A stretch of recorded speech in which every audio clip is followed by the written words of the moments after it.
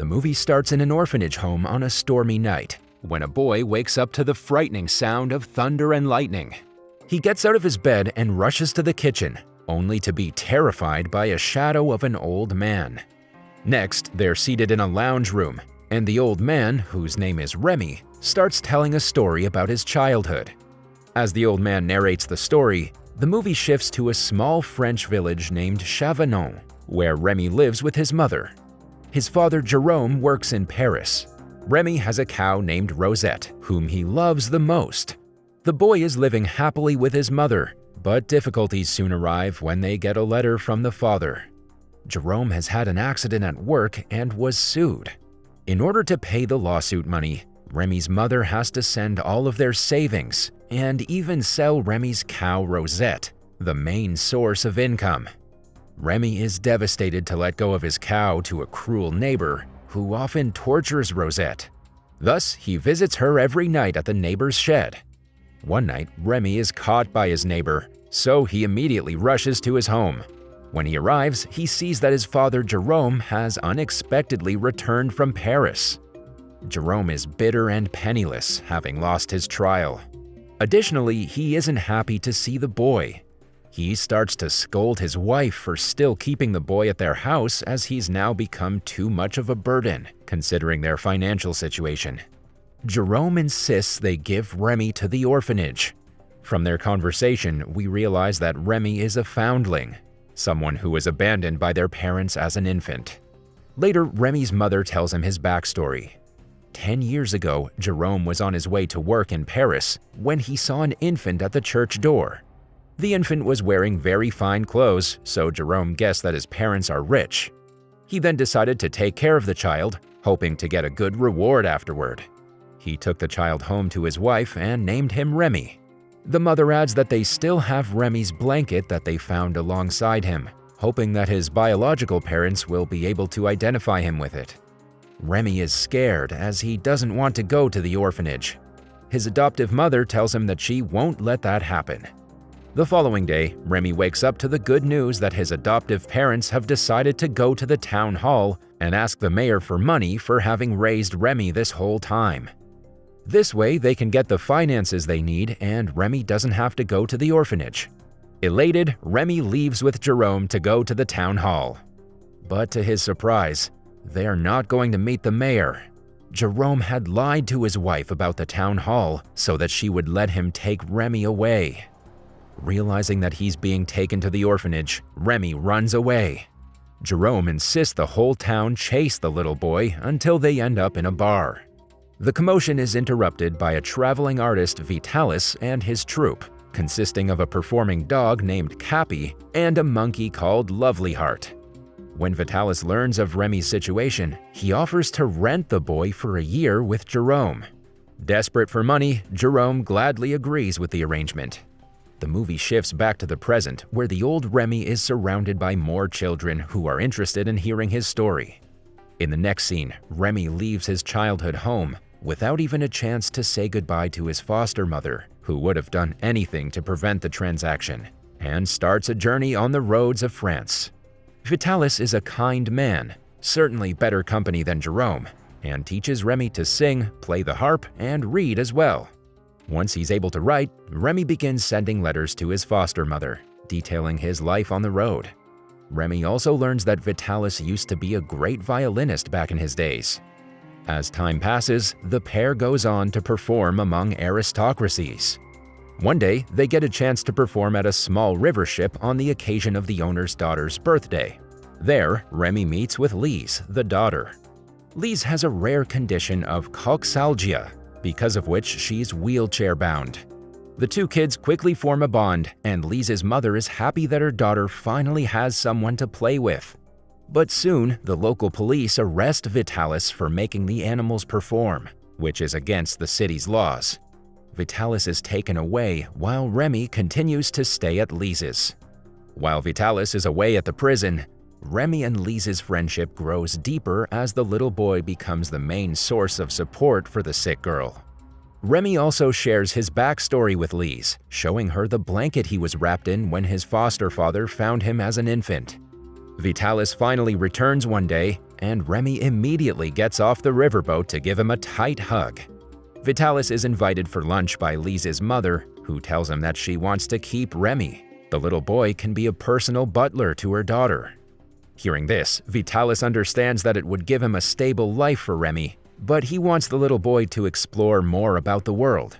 Regardless, he tells Lise's mother that it's Remi's choice to stay or leave with him. As expected, Remi decides to leave with his master, but bids a painful farewell to Lise. He promises that he will visit her soon. In the next scene, we see Vitalis and his troupe exploring France as they sing, dance, and perform to fend for themselves. However, tragedy soon arrives, when one night they're attacked by wolves in the woods. Lovely Heart is fatally injured, so they spend the night at an inn nearby. The doctor says that the monkey doesn't have much time left to live.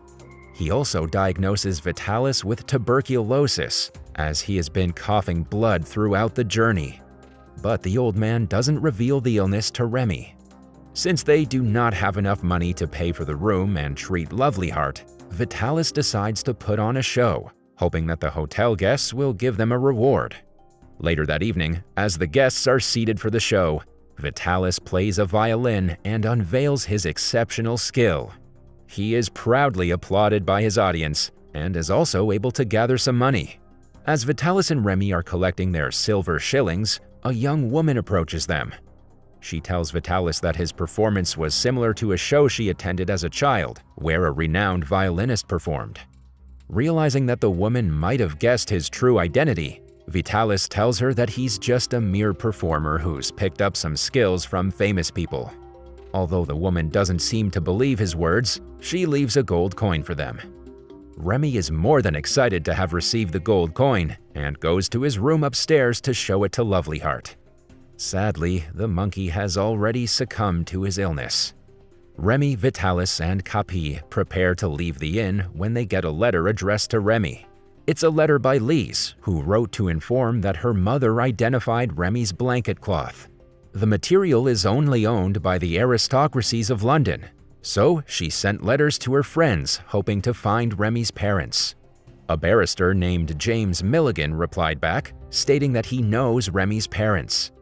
Remi jumps in joy when he finishes reading the letter. Wasting no time, he, his master, and Capi set out to meet James Milligan. In the next scene, we see that our heroes are seated in a meeting with the barrister, who examines Remi's blanket cloth and confirms that he is indeed the child he was looking for. James informs Remi and Vitalis that Remi is the long-lost son of the Dorcel family. The barrister then takes the pair to Remi's supposed family home. There, Remi meets with his parents, who are overjoyed to see him. Later, the Dorcels reveal that Remi was taken away as an infant by a woman who wanted to take revenge on them.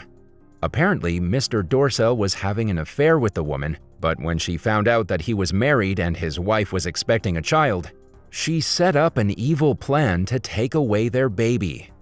Vitalis isn't very convinced of the story, as he knows that Remi's foster father had made it clear he had seen a man leaving the infant in a casket, not a woman. Mr. Dorcel remains silent for a while, but James fills in, saying that the man could be an accomplice. Vitalis and Remi then bid a bitter farewell to each other.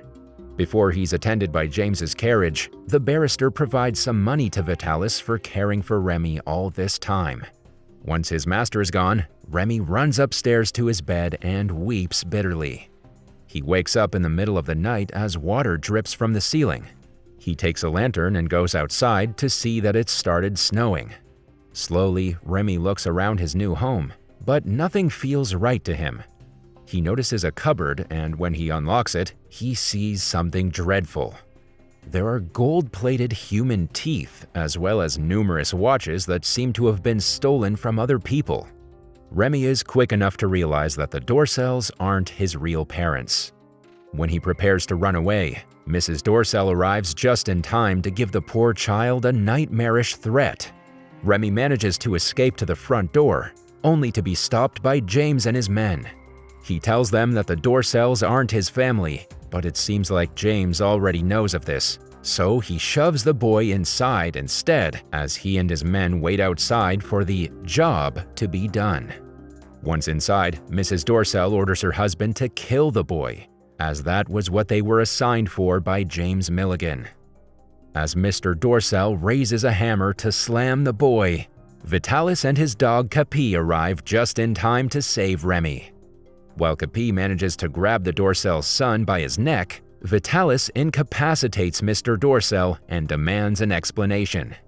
It's then revealed that James Milligan is Remi's real uncle, who is due for an inheritance since Remi's biological father died. But when he found out that Remi was still alive, he didn't want to risk the inheritance, so he ordered the Dorsells to get rid of the child. However, this wasn't the only time James had ordered to kill Remi. 10 years ago, he was the same man who ordered that infant Remi be killed. However, Mr. Dorsell couldn't kill an innocent child, so he had left baby Remi at the church. Grabbing him by the neck, Vitalis demands to know about Remi's mother. Mr. Dorsell reluctantly reveals Mrs. Milligan's address. Vitalis and Remi quickly leave the Dorsells' home to look for Remi's mother. But they're still faced with a great challenge ahead when it starts to snow profusely. The road is filled with snow, and to make things worse, Remi falls ill on the way. Vitalis manages to carry his little boy as he shields them through a snowstorm. The pair, along with Capi, take a rest near a shed for the night. But Vitalis's health is also worsening. Remi wakes up the following morning, held tight in his master's arms. But when he tries to wake up Vitalis, he shows no sign of movement. Remi begins to wail, which alerts some security guards nearby. In the next scene, Remi opens his eyes to find himself tucked in a warm blanket.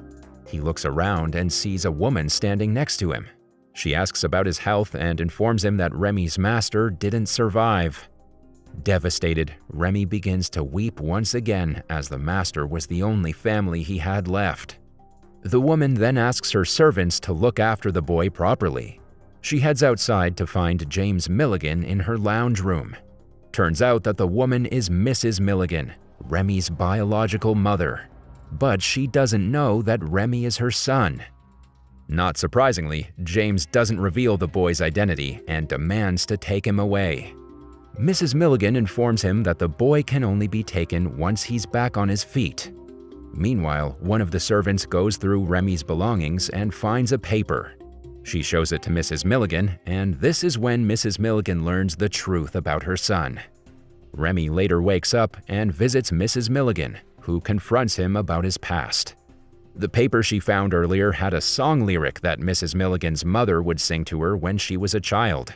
And when she had Remi, she too would sing the song to him as a lullaby.